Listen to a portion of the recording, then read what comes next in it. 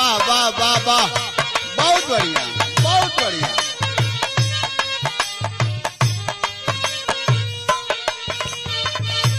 हाँ हाँ हाँ हाँ,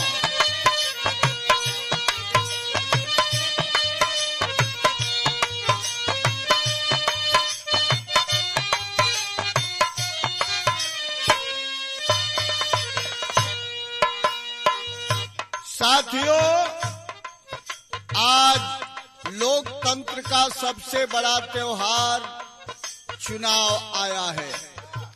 2024 आपके सर पर है।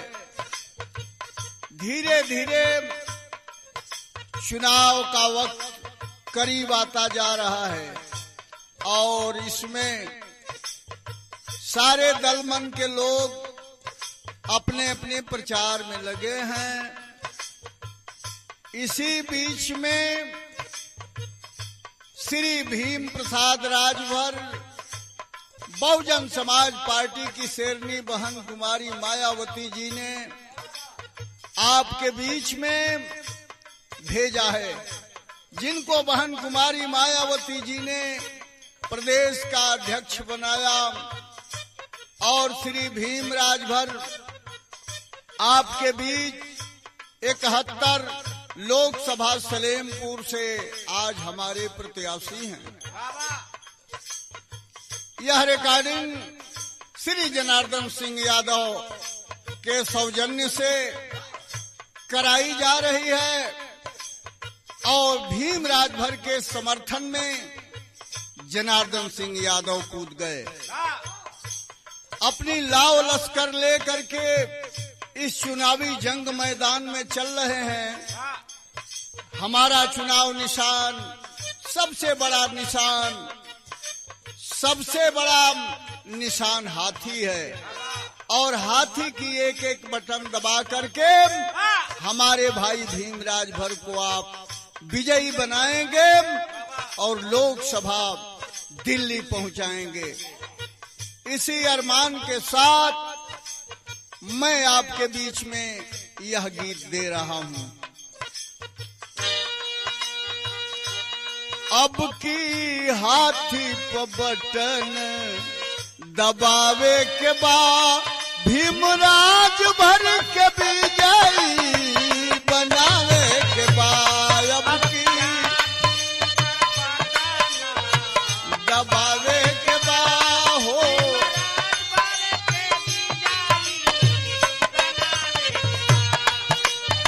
हाथी पर बटन दबावे के बाद।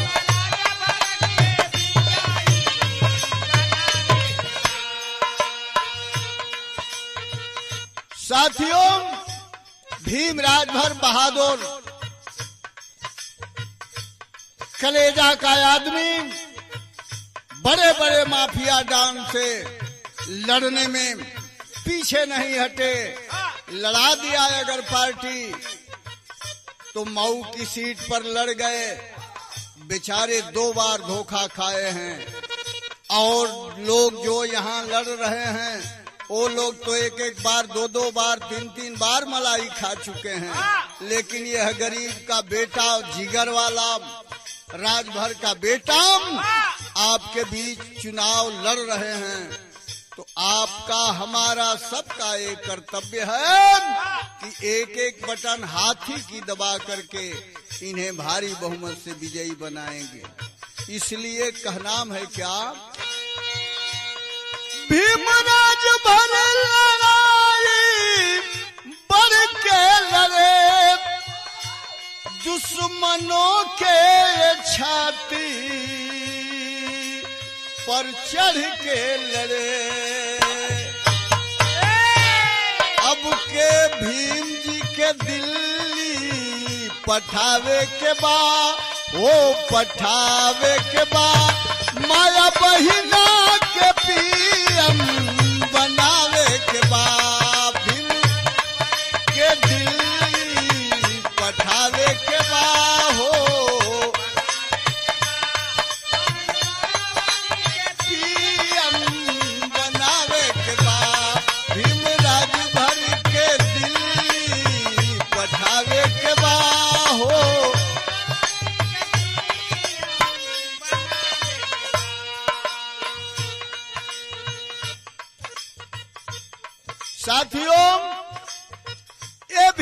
राजभर बहादुर, संघर्षशील हमारे प्रत्याशी हैं और इनको एक एक हाथी की बटन दबा करके आप विजयी बनाएंगे। इसलिए कहनाम है क्या कि भीम राजभर ऐसे नेता है जिनके कोई याद औलाद नहीं है, सिर्फ बहुजन समाज ही इनका भाई और परिवार है। इनका और कोई नहीं है कि उसके लिए धन अर्जित करने वाले व्यक्ति हैं। सिर्फ बहुजन समाज के लिए ही जीना मरना इनका काम है। इसलिए कहनाम है आपसे कि एक एक बटन दबा करके हाथी की और हमारे साथी भीम राजभर को आप विजयी बनाएंगे। इसलिए सारे साथी हमारे लग गए।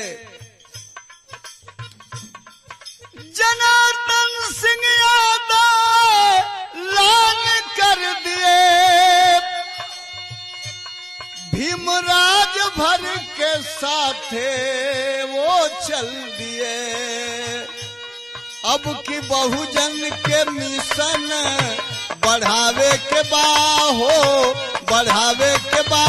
अब की हाथी का बटन दबावे के बा।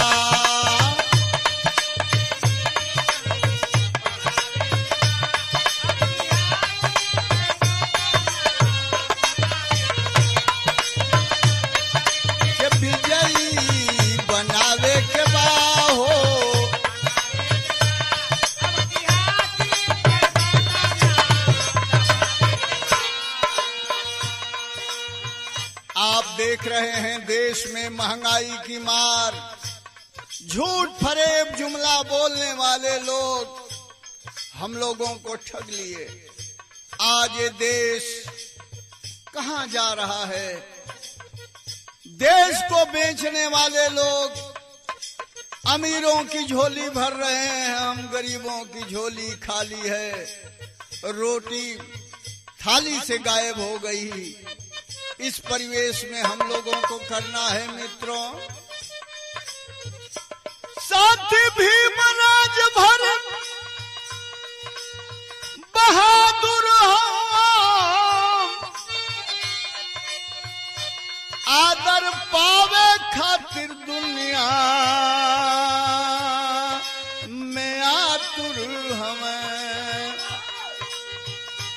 अब की बहुजन समाज के जितावे के बा हो, जितावे के बा।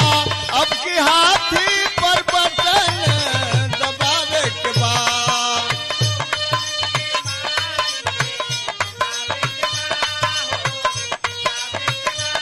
अब की हाथी पर बटन दबावे के बा हो।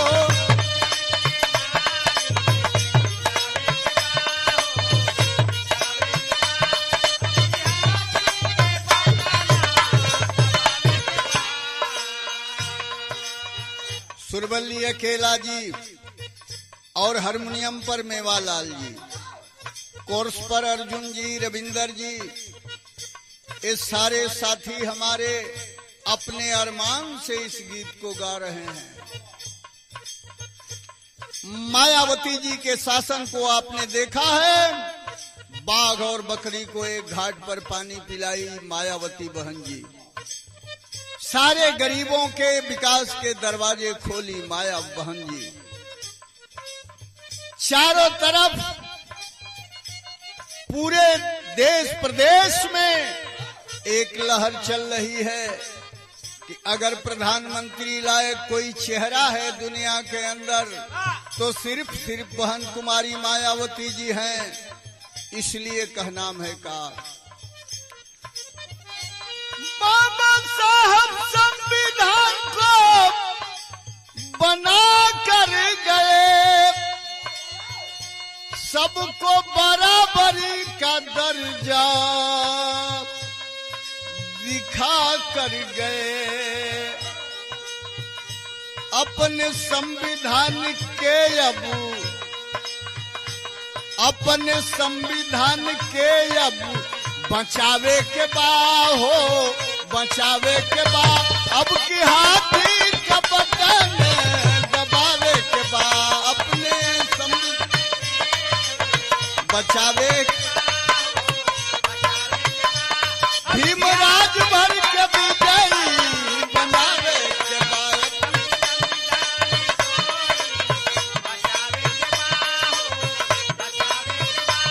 भीमराज भर के विजयी।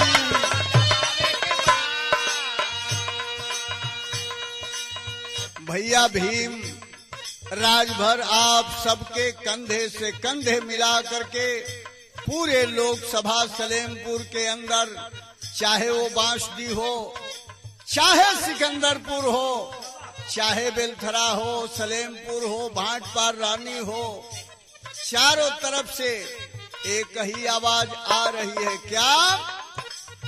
भीमराज भर जी गरीब के हैं बेटा, बहन मायावती जी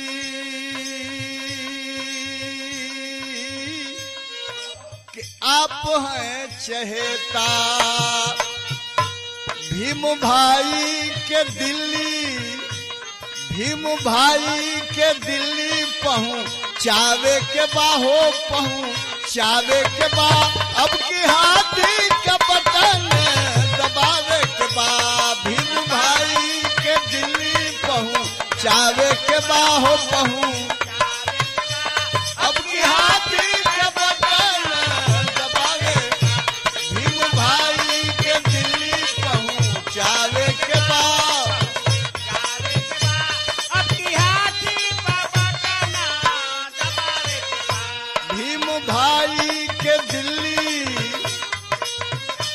भीम भाई के दिल्ली पहुंचावे के बा हो, पहुंचावे के बा।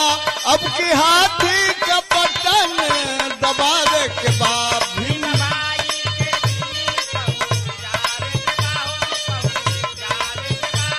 अब की हाथी का बटन दबावे के बा, भीम भाई के दिल्ली पहुंचावे के बा हो, पहुंचावे के बा। अब की हाथी हो दबावे के बाद।